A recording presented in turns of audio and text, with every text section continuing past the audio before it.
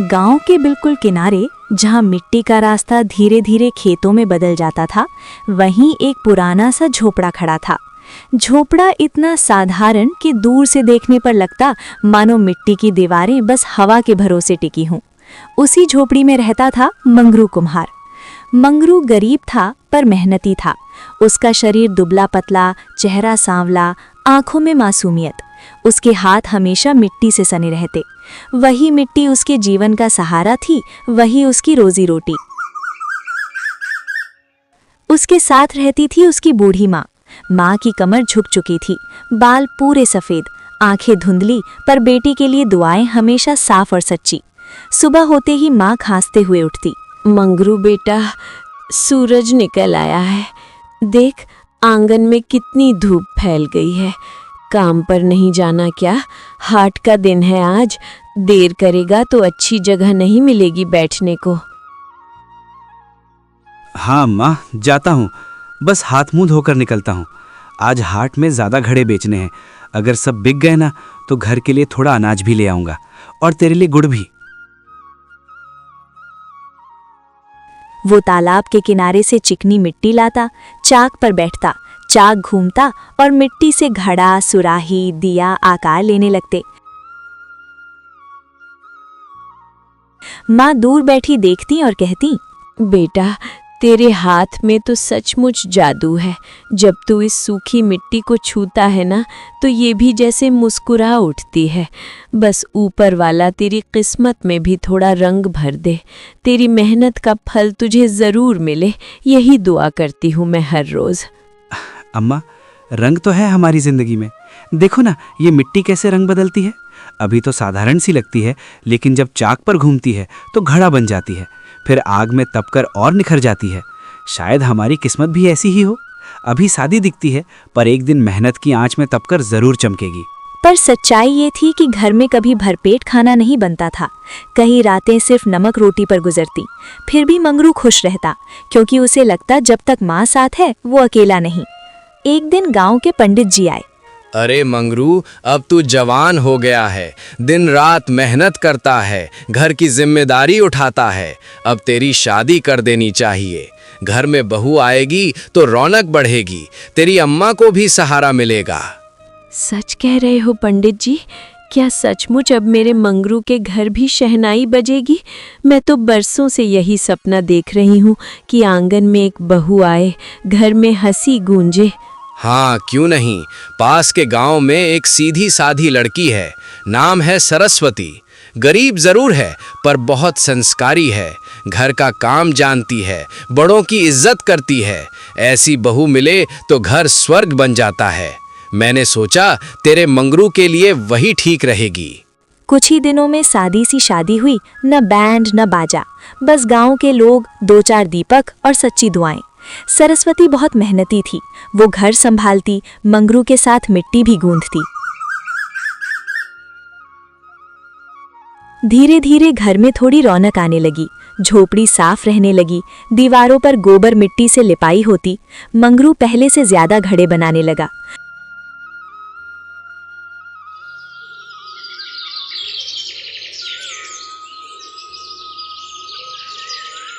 दो साल बाद एक प्यारी सी बच्ची ने जन्म लिया। उसकी आंखें बड़ी बड़ी थीं, चेहरा मासूम। मेरी बिटिया, मेरी लक्ष्मी। देखो अम्मा, कैसे नन्हे नन्हे हाथ हैं इसके। जैसे ही मुस्कुराती है ना, लगता है पूरा आंगन रोशनी से भर गया। अब तो लगता है सचमुच हमारे घर में खुशियों ने जन्म लिया है। सच कह रहा है बेटा, ये तो सच में लक्ष्मी बनकर आई है। इसकी किलकारी सुनते ही मेरा सारा दर्द भूल जाता है। लेकिन बताओ, नाम क्या रखेंगे? ऐसा नाम हो जो इसके नसीब में मिठास और उजाला भर दे। मैंने सोचा है इसका नाम पायल रखें। जब ये नन्हे नन्हे कदमों से चलेगी ना, तो घर में छन छन की आवाज़ गूंजेगी, जैसे हर कदम पर खुशियों की रुंझुन बज रही हो। हमारा छोटा सा घर भी तब महल जैसा लगेगा। सब हंस पड़े अब मंगरू और भी मेहनत करने लगा। वो चाहता था उसकी बेटी कभी भूखी न सोए। वो हाट में सुबह से शाम तक बैठता। कभी कभी लोग मोल भाव करते तो भी वो मुस्कुरा देता। ले जाओ भैया, 2 पैसे कम दे दो, पर घड़ा ले जाओ। बड़ी मेहनत से बनाया है, सुबह से धूप में बैठा हूँ। सोचा था आज कुछ ज़्यादा बिकेंगे तो घर में चूल्हा भी अच्छे से जलेगा। तुम ले जाओगे तो मुझे भी सहारा मिल जाएगा और तुम्हारे घर का काम भी आसान हो जाएगा। लेकिन किस्मत हमेशा साथ नहीं देती। एक बरसात के मौसम में सरस्वती को तेज बुखार हो गया। पहले तो लगा साधारण बुखार है, मगर दिन ब दिन हालत बिगड़ती गई। मंगरू घबरा गया। वो वैद्य के पास गया, इलाज के लिए पैसे उधार लिए। बीमारी बढ़ती गई, दवाइयां चलती रहीं, मगर सरस्वती की हालत सुधरने के बजाय बिगड़ती ही गई। उसका शरीर कमजोर पड़ चुका था। सांस लेना उसके लिए कठिन हो गया था। एक रात तेज बुखार के बाद उसकी हालत बहुत नाजुक हो गई। मंगरू उसके पास बैठा, उसका हाथ। सुनिए जी, पायल का ध्यान रखना। वो अभी बहुत छोटी है, उसे रात में डर लगता है। उसे अपनी बाहों में सुलाकर ही चैन आता है। अगर कभी वो मुझे पुकारे तो उसे प्यार से समझा देना कि उसकी अम्मा हमेशा उसके साथ है। तुम ठीक हो जाओगी सरस्वती, मैं यही हूँ, कहीं नहीं जाऊँगा। तुम बस हिम्मत रखो। देखो पायल तुम्हें ही ताक रही है, उसे अपनी अम्मा की मुस्कान चाहिए। सब ठीक होगा सरस्वती, मैं तुम्हें कुछ नहीं होने दूंगा। लेकिन उस रात सरस्वती की सांसें धीरे धीरे थम गईं। लंबी बीमारी से लड़ते लड़ते वो हार गई। झोपड़ी में सन्नाटा छा गया। मंगरू की दुनिया उसी पल उजड़ गई। अब मंगरू अकेला था, एक बूढ़ी माँ और एक छोटी सी बेटी। गांव वाले कुछ दिन सहानुभूति जताते रहे, मगर धीरे धीरे सब अपनी जिंदगी में लौट गए। मंगरू ने आंसू पोंछे। मैं टूट नहीं सकता, मुझे पायल के लिए जीना है। अगर मैं ही हिम्मत हार गया तो उस नन्ही सी जान का सहारा कौन बनेगा। मेरी हर सांस अब उसके नाम है। उसके चेहरे की मुस्कान ही मेरी ताकत है। चाहे कितनी भी मुश्किल आए, मैं खुद को संभालूंगा, उसके लिए खड़ा रहूंगा।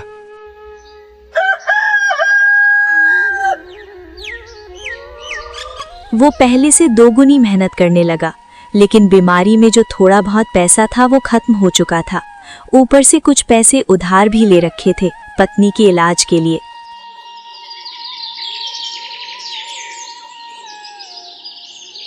बरसात में झोपड़ी की छत टपकने लगी। एक दिन तेज आंधी आई और मिट्टी की दीवार का एक हिस्सा गिर गया। माँ घबरा गई। बेटा, ये घर कब तक टिकेगा? देख तो सही, दीवारों में दरारें पड़ती जा रही हैं, छत से भी मिट्टी झरने लगी है। बरसात आई तो पता नहीं क्या हाल होगा। मैं तो बूढ़ी हो गई हूँ, पर तुम्हें और पायल को सुरक्षित देखना चाहती हूँ। कब तक ये टूटी फूटी छत हमारा सहारा बनी रहेगी? सरस्वती की बीमारी के समय मंगरू ने गांव के साहूकार से पैसे उधार लिए थे। उस समय उसे कुछ समझ नहीं आया था, बस पत्नी को बचाना था। उसने हाथ जोड़कर कहा था, साहूकार जी, जितना चाहिए लिख लीजिए, बस मेरी सरस्वती को बचा लीजिए। मैं दिन रात मेहनत करूंगा, दोगुना काम करूंगा, पर उसकी सांसें नहीं रुकनी चाहिए। मेरे पास देने को कुछ नहीं है सिवाय अपने पसीने के। आप बस अभी मदद कर दीजिए। पैसा ले जाओ मंगरू, मदद तो कर दूंगा, लेकिन याद रखना, समय पर लौटाना। मेरा हिसाब साफ रहता है और ब्याज बढ़ता रहता है। देर हुई तो रकम भी बढ़ेगी। सोच समझकर कदम उठाना, क्योंकि कर्ज का बोझ हल्का नहीं होता। बीमारी बढ़ती गई और आखिरकार सरस्वती चली गई, लेकिन कर्ज वहीं रह गया। अब साहूकार का हिसाब बढ़ चुका था, मूल से ज्यादा ब्याज हो गया था। कुछ महीने तक साहूकार चुप रहा।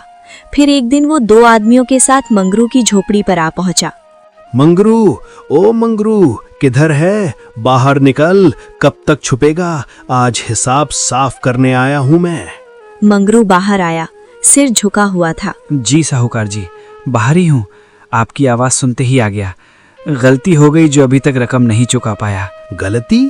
तुमने इलाज के लिए 10,000 रुपए लिए थे, अब ब्याज मिलाकर 20,000 से ऊपर हो गया है। मेरा पैसा कोई हवा में नहीं उड़ा था। साफ साफ बताओ, कब लौटाओगे? मैं कोशिश कर रहा हूँ साहूकार जी, सच कहता हूँ, दिन रात मेहनत कर रहा हूँ। बस थोड़ा समय और दे दीजिए, हालात संभलते ही आपका एक एक पैसा चुका दूंगा। समय समय तो तुम्हारी औरत को भी भगवान ने दिया था मंगरू, और उसने भी नहीं बचाया। अब मैं क्यों तुम्हें और मोहलत दूं? मेरी दया से काम नहीं चलता, मेरा पैसा हिसाब से चलता है। हर दिन जो देर हो जाएगा, ब्याज अपने आप बढ़ता जाएगा। जितनी देर करोगे उतना बोझ तुम्हारे ऊपर आएगा। अब बहाने नहीं चलेंगे, सिर्फ रुपयों की बात है। समझो, ये समय तुम्हारे लिए आखिरी मौका है। मंगरू के दिल पर यह बात तीर की तरह लगी। माँ अंदर से सब सुन रही थी।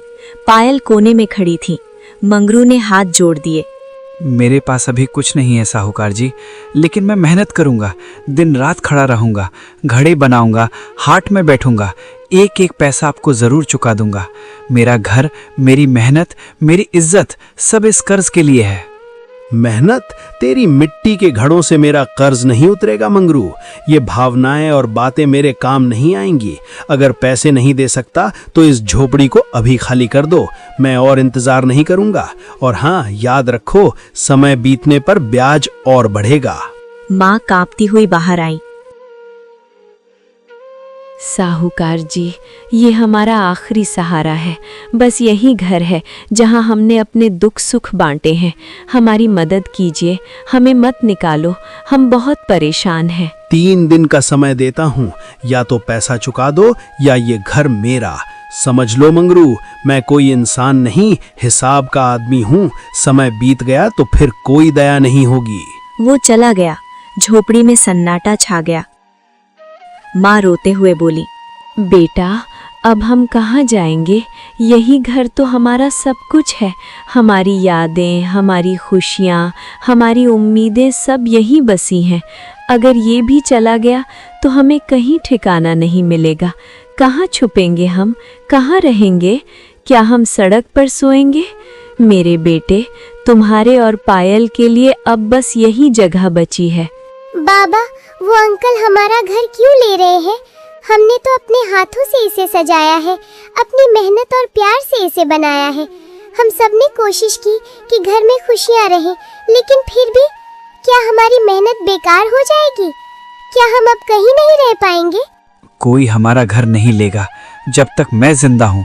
ये सिर्फ ईंट और मिट्टी का घर नहीं है, ये हमारी जिंदगी, हमारी यादें और हमारी मेहनत का ठिकाना है।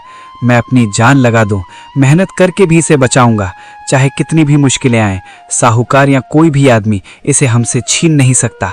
मैं इसे अपनी हिम्मत और अपनी ताकत से बचाऊंगा।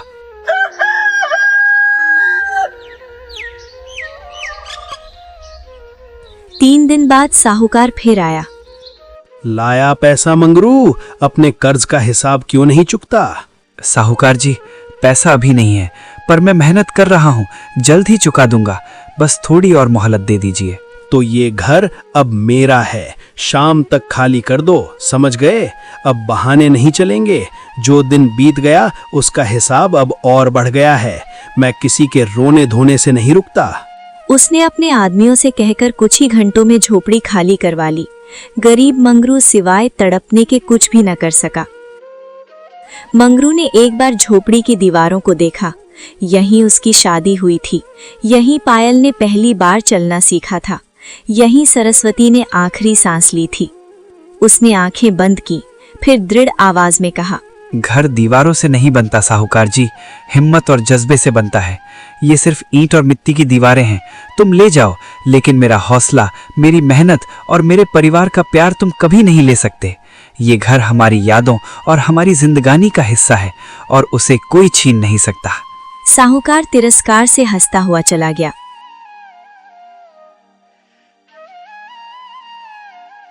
उस रात मंगरू, उसकी बूढ़ी माँ और छोटी पायल बरगद के पेड़ के नीचे बैठे थे।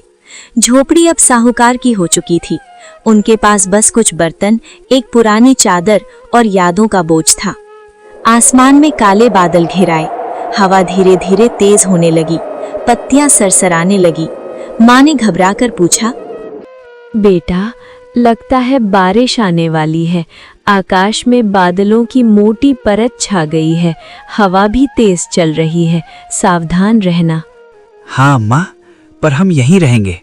पेड़ मजबूत है, इसकी डालें और जड़ें इसे संभाले रखेंगी। अचानक तेज बिजली चमकी। कुछ ही पलों में मूसलाधार बारिश शुरू हो गई। मोटी मोटी बूंदें गिरने लगी। देखते ही देखते सब भीग गए। पायल डरकर मंगरू से लिपट गई। बाबा, आसमान से पानी गिर रहा है, हवा जोर से चल रही है, मैं अकेली हूँ, माँ मेरे साथ नहीं है। डर मत पायल, मैं हूं ना, तुम्हें कोई कुछ नहीं कर सकता। मैं तुम्हारे साथ हूं, तुम्हें अपनी बाहों में सुला दूंगा। बारिश हो या तूफान, डर की कोई जगह नहीं है। हम साथ हैं और यही हमारी ताकत है। बारिश और तेज हो गई। हवा इतनी तेज थी कि लगता था पेड़ की शाखाएं टूट जाएंगी। पानी चारों ओर से बरस रहा था। उनके पास सिर छुपाने के लिए कुछ नहीं था। पुरानी चादर भीगकर भारी हो चुकी थी। माँ कांप रही थी। हे भगवान, हम पर इतनी परीक्षा क्यों? हमारी मेहनत, हमारा प्यार, हमारी दुआएं सब देखिए, फिर भी परेशानियां कम नहीं हो रही हैं। हम थक गए हैं। पायल भी छोटी है। अब हमारी मदद कीजिए, हमें सहारा दीजिए। मंगरू का दिल टूट रहा था। उसने अपनी गीली धोती का पल्लू फाड़कर पायल के सिर पर बांधा ताकि उसके चेहरे पर कम पानी पड़े। बिजली फिर चमकी। पायल रो पड़ी। अम्मा कहाँ है? मुझे उनकी आवाज सुनाई नहीं दे रही। ये सुनकर मंगरू की आंखों से आंसू बारिश के पानी में धुल गए। बारिश थमने का नाम नहीं ले रही थी। मिट्टी की जमीन कीचड़ बन गई। उनके पैर फिसल रहे थे। बारिश की हर बूंद जैसे उसकी मजबूरी का मजाक उड़ा रही थी।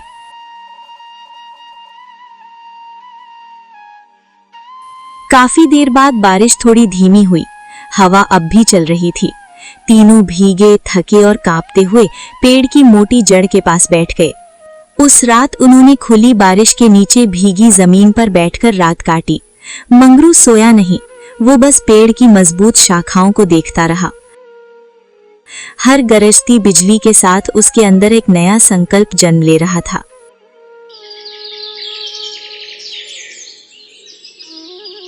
अगले दिन जब बारिश पूरी तरह थम गई तो गांव की गलियों में कीचड़ और सन्नाटा पसरा था। मंगरू की आंखों में रात भर की जाग और दिल में टूटा हुआ सहारा साफ दिखाई दे रहा था। पत्नी की याद हर कदम पर उसे रोकती, लेकिन पेट की भूख और जीने की मजबूरी उसे आगे बढ़ाती रही। वो सबसे पहले चौपाल पहुंचा। भाइयों, 2 दिन का सहारा दे दो। बरगद के नीचे रात काटी है, भीग गया हूँ। कोई कोना मिल जाए तो बड़ी मेहरबानी होगी। चौपाल पर बैठे लोगों ने एक दूसरे की तरफ देखा। हमारे घर छोटे हैं मंगरू, और हमारी अपनी अपनी मुश्किलें कम हैं क्या? हर किसी को अपने घर, अपनी जमीन और अपने लोगों के लिए लड़ना पड़ता है। हम भी अपनी जद्दोजहद में इतने उलझे हैं कि कोई और मुसीबत झेलना मुश्किल होता है। तुम भी तो समझो, ये जगह छोटी है और हमारी ताकत सीमित। हाँ, और कल को अगर तू यहीं बस गया तो इस झोपड़ी में सबका बोझ और बढ़ जाएगा। क्या तुमने सोचा कि सिर्फ हौसले से घर बच जाएगा? मुश्किलें तो हर तरफ है। यहाँ टिकना आसान नहीं है। सोच समझकर कदम उठाना पड़ेगा। मंगरू चुप हो गया। वो एक एक घर के दरवाजे पर गया।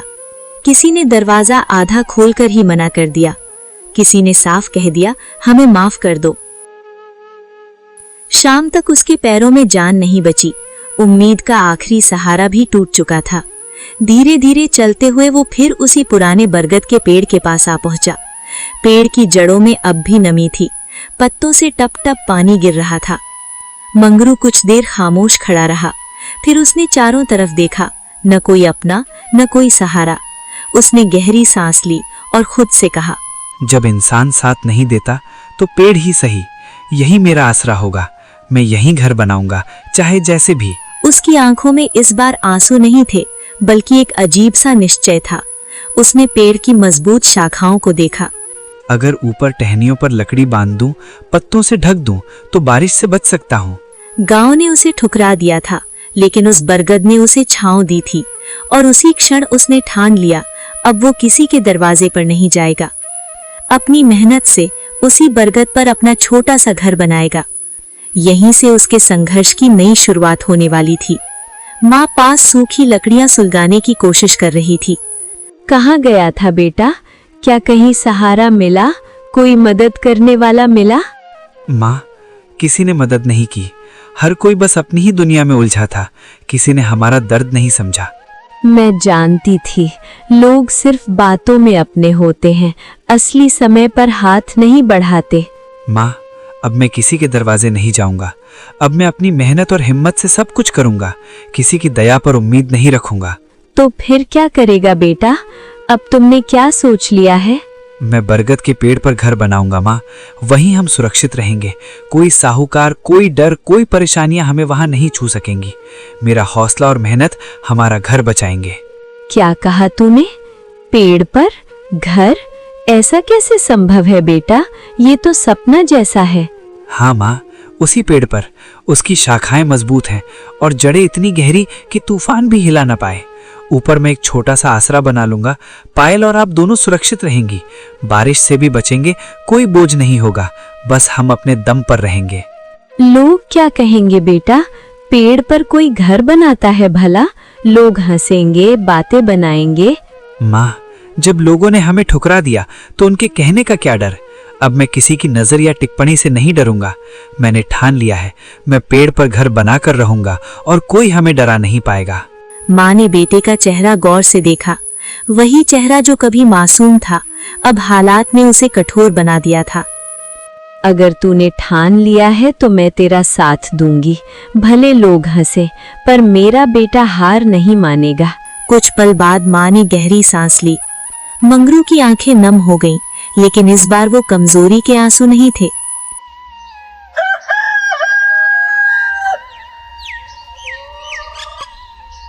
अगली सुबह सूरज निकलते ही मंगरू काम पर लग गया। वो जंगल के किनारे गया, सूखी मजबूत टहनियां इकट्ठी की। कांटों से हाथ छिल गए, लेकिन उसने परवाह नहीं की। गांव वाले दूर खड़े उसे देख रहे थे। देखो देखो, ये मंगरू तो पागल ही हो गया। पेड़ पर घर बनाएगा। ये कैसे संभव है? ये सोचता है कि सिर्फ हौसले से झोपड़ी टिकी रहेगी। ये आदमी है या सिर्फ ख्वाबों का भरोसा? ऊपर बैठेगा, नीचे देखकर हंसेगा और लोग कहते रहेंगे कि उसने अपने आप को ही मुश्किल में डाल लिया। ऐसा पागलपन हमसे किसी ने नहीं देखा। हाँ हाँ, कल जब तूफान आएगा या कोई बड़ी बारिश होगी तभी समझ आएगी इसे। पेड़ पर घर, ये सपना दिखा रहा है या सच में विश्वास कर लिया है? ये तो खुद ही मुश्किल में फंस जाएगा। देखेंगे कितनी देर टिकता है उसका ये घर और उसका ये हौसला। मंगरू ने किसी की तरफ भी नहीं देखा। वो रस्सियों के लिए पुराने बोरे फाड़कर लंबी पट्टियां बनाने लगा। लकड़ियों को कंधे पर लादकर बरगद तक लाया। धीरे धीरे उसने दो मोटी शाखाओं के बीच लकड़ियां जमानी शुरू की। पहले एक आधार बनाया, फिर उसके ऊपर बारीक टहनियां बिछाई। हर लकड़ी बांधते समय उसकी सांस तेज हो जाती, लेकिन आंखों में अजीब सी चमक थी। दोपहर तक उसके हाथ में छाले पड़ गए। पसीना माथे से टपकता रहा। शाम तक एक छोटा सा चौकोर ढांचा तैयार हो गया था। अभी सिर्फ ढांचा था, पर मंगरू के लिए वो महल से कम नहीं था। कई हफ्तों की लगातार मेहनत के बाद आखिरकार वो दिन आ ही गया। बरगद की ऊंची शाखाओं पर अब टहनियों और मजबूत लकड़ियों से बना एक सधा हुआ ढांचा खड़ा था। ऊपर सूखी घास और पत्तों की मोटी परत बिछी थी। दीवारों को मिट्टी और गोबर से लीपा गया था। बारिश की बूंदें अब भीतर नहीं टपकती थीं। माँ, अब ये घर गिरने वाला नहीं है। मैंने शाखाएं और जड़ें इतनी मजबूत कर दी हैं कि तूफान भी इसे हिला ना पाए। ऊपर का आसरा सुरक्षित है। पायल और आप दोनों सुरक्षित रहेंगी। हमने अपनी मेहनत और हिम्मत से ये सब कर दिखाया है। अब कोई डर नहीं, कोई भय नहीं। हाय मेरे बेटे, तूने कर दिखाया बेटा। लोगों ने हंसा था, ताने मारे थे, पर तू डटा रहा। तेरी हिम्मत और जज्बा देखकर मुझे गर्व हो रहा है। सच में बेटा, तूने साबित कर दिया कि इंसान की मेहनत और विश्वास ही असली ताकत है।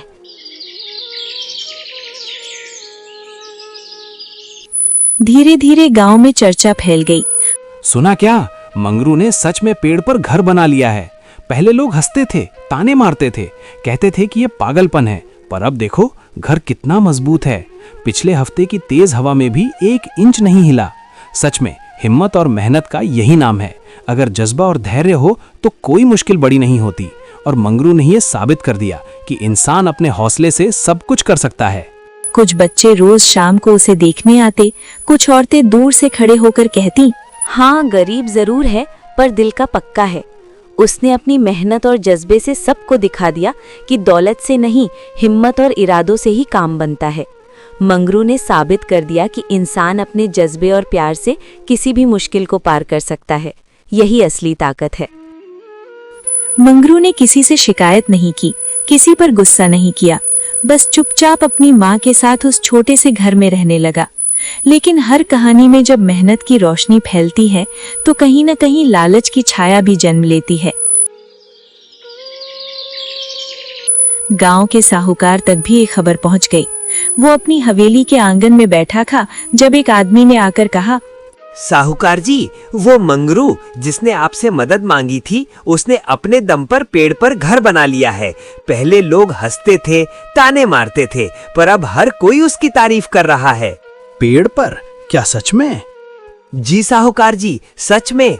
लोग कह रहे हैं कि मेहनती है, हिम्मती है, जिसने कभी हार नहीं मानी। उसने अपनी मेहनत और हौसले से सबको चौंका दिया। तारीफ? ये कैसे मुमकिन है? वही जिसे मैं दबा देना चाहता था, वही अब सबकी नजरों में मिसाल बन गया। जी, कहते हैं मेहनती है, हिम्मती है। साहूकार की आंखों में हल्की बेचैनी तैर गई। उसे डर था अगर गरीब लोग ये मानने लगे कि मेहनत से बिना साहूकार के भी जिया जा सकता है तो उसका डर, उसका रौब, उसकी पकड़ ढीली पड़ जाएगी। आज एक मंगरू पेड़ पर घर बना रहा है, कल 10 और खड़े हो जाएंगे। अगर लोगों ने डरना छोड़ दिया तो मेरा क्या रहेगा? इसे सबक सिखाना पड़ेगा ताकि सबको याद रहे कि मेरी औकात क्या है। तो फिर क्या करेंगे साहूकार जी? उसे रोकने का कोई तरीका नहीं दिख रहा। अभी नहीं, सही वक्त पर कार्रवाई करनी होगी। पहले उसे थोड़ा और उड़ने दो, लोग उसकी हिम्मत की तारीफ करें, फिर मैं ऐसे गिराऊंगा कि ये सबक उसे हमेशा याद रहे। समझे? हिम्मत दिखाने वालों को कभी भी चुप नहीं रहने दिया जाता।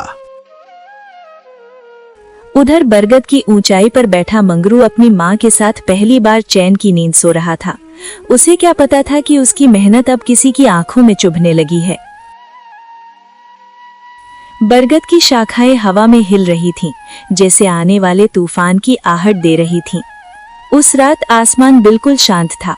बरगद की ऊंची शाखाओं पर बना छोटा सा घर चांदनी में चमक रहा था। मंगरू और उसकी माँ कई दिनों बाद सुकून की नींद सो रहे थे। लेकिन गांव के दूसरे छोर पर साहूकार की हवेली में दिया अभी भी जल रहा था। साहूकार ने 2 आदमियों को बुलाया। आज रात काम हो जाना चाहिए। ये मंगरू और इसका पेड़ वाला घर अब ज्यादा दिन तक सबको चुनौती नहीं दे सकता। सही समय पर हर चीज अपने हिसाब से हो जाएगी और जो हिम्मत दिखा रहा है उसे समझना पड़ेगा कि साहूकार की ताकत कितनी बड़ी है। आधी रात के करीब बरगद के नीचे परछाइयां हिलने लगी। 2 आदमी धीरे धीरे तने के पास पहुंचे। उनके हाथ में धारदार चाकू था। उन्होंने ऊपर देखा। लकड़ियों और रस्सियों से बंधा वो छोटा सा घर जो किसी गरीब की उम्मीदों से बना था। पहली रस्सी पर चाकू चला, चर, ऊपर हल्का सा झटका लगा। मंगरू की माँ की आंख खुल गई। बेटा, कुछ आवाज आई।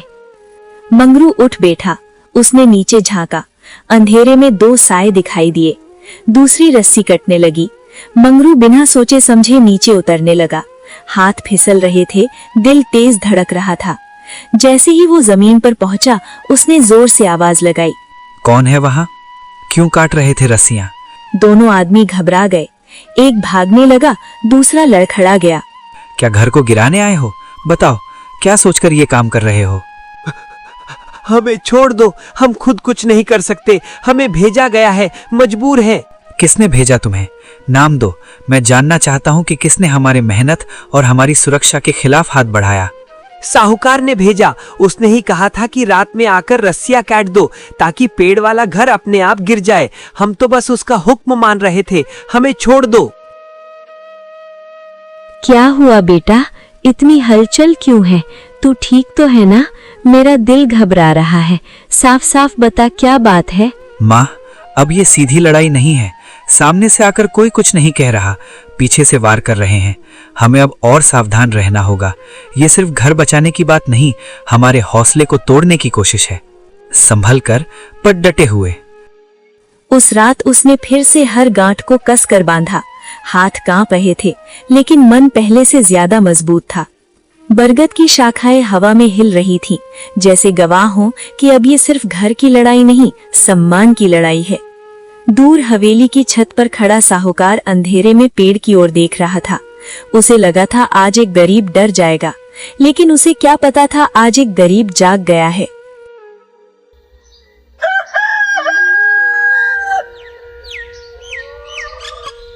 तीन दिन बाद दोपहर के समय गांव की पगडंडी पर धूल उड़ती दिखाई दी। साहूकार अपने 2 आदमियों के साथ सीधे बरगद के नीचे आकर रुका। ऊपर बने घर की तरफ देखते हुए उसने ऊंची आवाज में कहा, मंगरू, ओ मंगरू, नीचे उतर अभी के अभी। बहुत उड़ लिया तू पेड़ पर बैठकर। नीचे आ, आज तुझसे सीधी बात करनी है। छिप मत ऊपर, साहूकार से भागकर कहाँ जाएगा? सुन रहा है ना? नीचे उतर, वरना मैं खुद ऊपर चढ़ाऊंगा। मंगरू नीचे आया। माँ भी दरवाजे के पास खड़ी हो गई। साहूकार ने बिना भूमिका के एक कागज हवा में लहराया। ये जमीन मेरी है, कागज मेरे नाम पर है, समझा तू? यहाँ एक पत्ता भी हिलेगा तो मेरी मर्जी से। तूने मेरी इजाजत के बिना यहाँ घर बनाने की हिम्मत कैसे की? ये तो गांव की खाली जमीन थी साहूकार जी। बरसों से किसी ने इसे अपना नहीं कहा। जब हम बेघर हुए तब यही जगह सहारा बनी। हमने किसी का हक नहीं छीना, बस अपने सिर पर छत बनाने की कोशिश की है। खाली थी तो क्या हुआ? कागज मेरे नाम है, समझे? कानून मेरे साथ है। बिना मेरी इजाजत पेड़ पर घर बनाने की हिम्मत कैसे हुई? या तो हर महीने किराया दे, मोटा किराया, या फिर 7 दिन के अंदर इसे खाली कर दे। किराया? बेटा, हमारे पास तो 2 वक्त की रोटी के पैसे मुश्किल से जुटते हैं। हम किराया कहाँ से देंगे? हम तो बस सिर छुपाने की जगह ढूंढ रहे थे। मुझे तुम्हारी मजबूरी से कोई मतलब नहीं। 7 दिन, बस 7 दिन। उसके बाद या तो किराया मेरे हाथ में होगा या ये घर यहाँ से हट जाएगा। और अगर तुमने नहीं हटाया तो मैं खुद हटवा दूंगा, समझे? गांव वालों में सन्नाटा छा गया। कुछ लोग नजरें झुकाकर खड़े रहे, कोई आगे नहीं आया। मंगरू ने कागज की तरफ देखा। वो पढ़ नहीं सकता था, लेकिन अपमान समझ सकता था। अगर जमीन आपकी है तो पहले कभी बताया क्यों नहीं? तब जरूरत नहीं थी, अब है। मंगरू ने माँ की ओर देखा। माँ की आंखों में डर था, लेकिन भरोसा भी। कुछ पल की खामोशी के बाद मंगरू बोला, 7 दिन में जवाब दूंगा। 7 दिन बाद मैं खुद आऊंगा, तैयार रहना। वो चला गया। बरगद की छाया फिर भारी लगने लगी। 7 दिन पूरे होने से एक दिन पहले ही गांव में हलचल मच गई। मंगरू ने खुद सरपंच के घर जाकर कहा, मैं पंचायत के सामने सच रखना चाहता हूँ। अगले दिन बरगद के नीचे नहीं बल्कि पंचायत चौपाल में भीड़ जमा थी। बीच में सरपंच बैठे थे, एक तरफ साहूकार, दूसरी तरफ मंगरू और उसकी माँ। साहूकार आत्मविश्वास से भरा था। उसने वही कागज फिर निकाले। ये देखिए, जमीन मेरे नाम है, इसने बिना पूछे कब्जा किया है। चौपाल में कानाफूसी होने लगी। सरपंच ने कागज हाथ में लिए ध्यान से देखने लगे। फिर उन्होंने गांव के पुराने लेखपाल को बुलाया।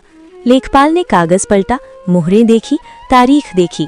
कुछ देर बाद उसने धीरे से कहा, सरपंच जी, इन कागजों की मुहर नकली है। भीड़ में हलचल। साहूकार के चेहरे का रंग बदल गया। लेखपाल आगे बोला, और ये जमीन पंचायत की सामूहिक जमीन है, किसी एक के नाम नहीं। सरपंच की आवाज कठोर हो गई। साहूकार जी, क्या आप गरीब को डराने के लिए नकली कागज बनवा कर लाए थे? मंगरू चुप खड़ा था। उसकी माँ की आंखों से आंसू बह रहे थे। सरपंच ने फैसला सुनाया।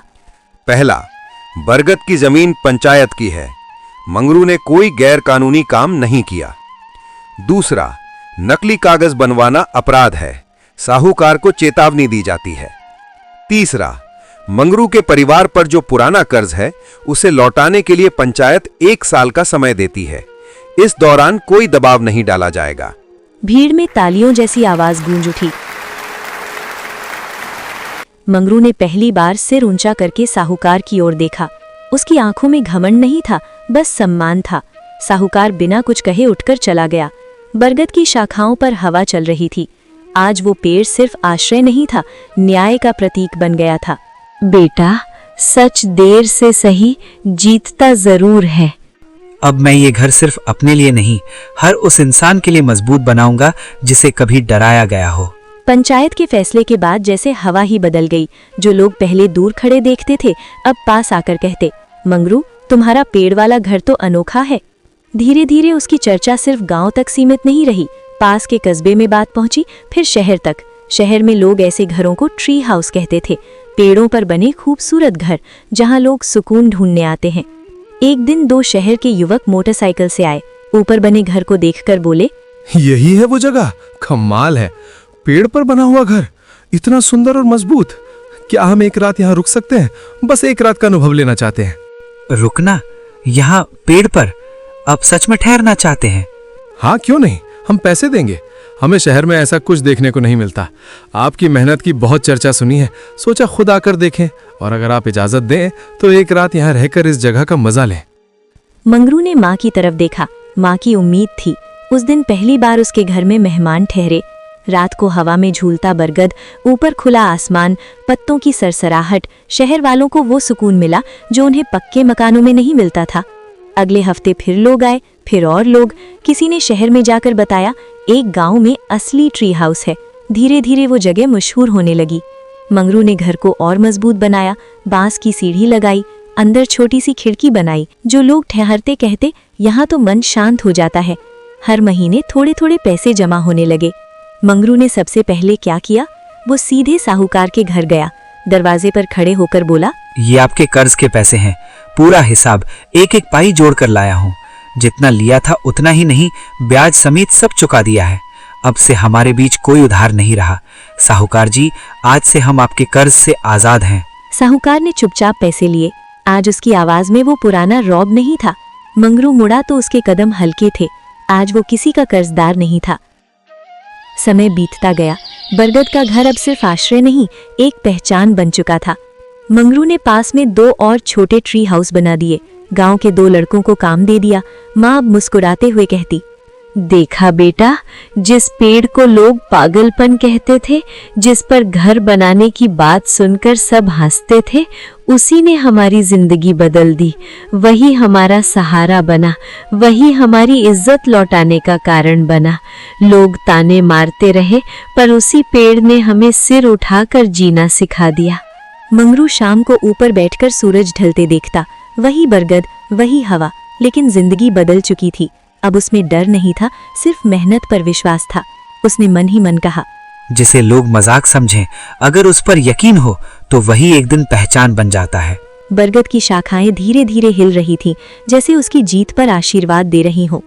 बरगद के पेड़ पर बने घर ने मंगरू की तकदीर बदल दी थी। अब उसके पास मेहनत की कमाई थी, सम्मान था और सबसे बड़ी बात, आत्मविश्वास था। लेकिन एक दिन शाम को जब वो अपनी माँ के साथ नीचे बैठा था, उसकी नज़र दूर अपने पुराने मिट्टी के घर पर पड़ी। वही घर जिसकी दीवारें कभी टपकती थीं, वही आंगन जहाँ कभी उसकी पत्नी हंसती थी। मंगरू कुछ देर चुप रहा। माँ ने पूछा, क्या सोच रहा है बेटा? कब से चुप बैठा आसमान की तरफ देख रहा है? मन में क्या चल रहा है?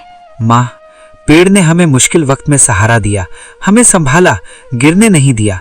लेकिन हमारी जड़ें तो इसी मिट्टी में हैं, जहाँ बाबूजी की यादें हैं, जहाँ हमारा बचपन बीता। अब वक्त आ गया है कि हम अपना पुराना घर फिर से खड़ा करें। हाँ बेटा, सही कह रहा है तू। घर चाहे छोटा हो, टेढ़ा मेढ़ा ही क्यों ना हो, पर अपना होना चाहिए। अपनी मिट्टी की खुशबू ही सबसे बड़ी दौलत होती है। अगले ही दिन से काम शुरू हो गया। धीरे धीरे कच्ची दीवारों की जगह मजबूत दीवारें खड़ी हो गईं। छत पर टीन नहीं, इस बार पक्की ढलाई हुई। मंगरू अब अपनी माँ और अपनी छोटी बेटी के साथ वहीं रहने लगा। हाँ, उसकी बेटी। पत्नी के जाने के बाद वही तो उसकी सबसे बड़ी जिम्मेदारी थी। अब बेटी के हाथ में किताबें थी, वो पास के स्कूल जाने लगी थी। एक दोपहर जब मंगरू आंगन में चारपाई पर बैठा था, दरवाजे पर दस्तक हुई। माँ ने दरवाजा खोला। सामने साहूकार खड़ा था। न चेहरे पर वही अकड़, न आवाज में वही कठोरता। वो धीरे धीरे अंदर आया, चारों तरफ देखा। नया घर, साफ आंगन, पढ़ती हुई बच्ची। कुछ पल खामोशी रही, फिर उसने कहा, मंगरू, मैं तुमसे मिलने आया हूँ। बैठिए। मैंने तुम्हें बहुत परेशान किया, नकली कागज बनाए, लोगों को भड़काया, रात में तुम्हारा घर गिरवाने की कोशिश की। मुझे डर था कि अगर तुम सफल हो गए तो लोग मुझसे डरना छोड़ देंगे। डर से कोई बड़ा नहीं बनता। आज देख रहा हूँ, जिसे मैं गिराना चाहता था वो मुझसे ऊंचा खड़ा है और मैं अपने ही घमंड में छोटा हो गया। अगर हो सके तो मुझे माफ कर दो, मैं अपनी गलती मानता हूँ। आंगन में हल्की हवा चली, तुलसी के पत्ते हिले। मंगरू कुछ पल सोचता रहा, फिर बोला, मैंने उस रात ही तय कर लिया था कि मैं नफरत नहीं पालूंगा। आपने जो किया उसने मुझे मजबूत बना दिया। अगर आप सच में बदलना चाहते हैं तो गांव वालों से सम्मान से पेश आइए। वो उठकर जाने लगा। दरवाजे से बाहर निकलते वक्त उसने आखिरी बार मुड़कर देखा। आंगन में खेलती बच्ची, दीपक जलाती माँ और आत्मसम्मान से खड़ा मंगरू। उसकी आंखों में पहली बार ईर्ष्या नहीं, सम्मान था। शाम को मंगरू अपनी बेटी के साथ बरगद के पेड़ तक गया। ऊपर ट्री हाउस हवा में झूल रहा था। एक गरीब लड़का जिसने पेड़ पर घर बनाया था, अब अपने पक्के घर में इज्जत से रह रहा था और उसके दिल में कोई बदला नहीं, सिर्फ संतोष था। बरगद की शाखाएं हवा में हिल रही थीं, जैसे कह रही हूं, जिसने जड़ें नहीं छोड़ी उसे ऊंचाई से कभी डर नहीं लगा। ये कहानी सिखाती है कि सच्ची मेहनत और अडिग विश्वास किसी भी विपरीत परिस्थिति को बदल सकते हैं। घमंड और लालच क्षणिक होते हैं, लेकिन धैर्य, ईमानदारी और साहस अंततः इंसान को सम्मान और स्थायी सुख दिलाते हैं। आप मंगरू के लिए क्या कहना चाहेंगे? क्या गरीब को भी आगे बढ़ने का सामान्य मौका मिलना चाहिए? अगर कहानी पसंद आई तो अपनी राय जरूर शेयर करें।